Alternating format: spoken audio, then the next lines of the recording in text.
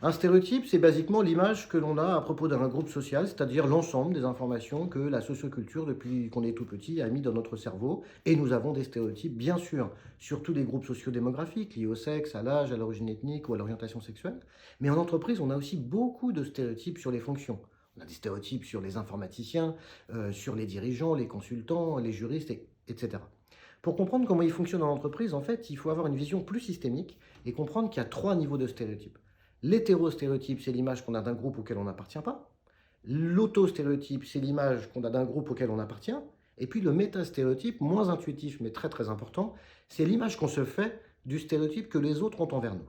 Alors pour bien comprendre ces trois niveaux qui fonctionnent ensemble, prenons l'exemple de l'âge. Je suis un senior, je suis dans une entreprise dite jeuniste, dans laquelle il y a énormément de jeunes, eh bien, il peut y avoir, effectivement, dans cette culture dite jeuniste, un hétéro-stéréotype partagé, négatif envers les seniors. Cet hétéro-stéréotype négatif, jour après jour, semaine après semaine, mois après mois, peut dégrader l'image que les seniors ont d'eux-mêmes, c'est-à-dire générer un auto-stéréotype négatif.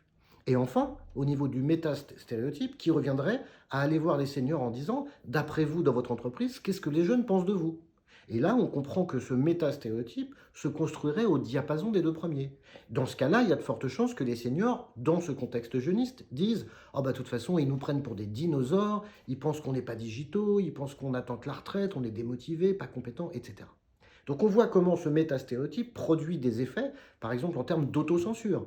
Est-ce que je vais candidater sur un poste alors que j'ai 55 ans si je suis persuadé qu'eu égard à mon âge, on ne me proposera pas ce poste? Mais si tous les seniors s'autocensurent par rapport à cause de ce métastéréotype, qu'est-ce qui se passe? Bah, indirectement, on renforce ce stéréotype parce qu'à l'extérieur, on se dit, bah, moi je mets un poste en ligne, il se trouve que les vieux n'en veulent pas. J'ai peut-être raison de penser qu'ils sont démotivés ou moins compétents. Donc on comprend comment ces trois niveaux de stéréotypes s'alimentent mutuellement et que donc, pour les combattre, il faut travailler sur les trois niveaux en même temps. Quels sont les stéréotypes, quels sont les groupes qui sont victimes de stéréotypes et comment lutter contre? Et aussi, quels sont les groupes victimes de stéréotypes pour les accompagner à se défaire de cette enclume que les stéréotypes liés à la culture mettent sur nos épaules.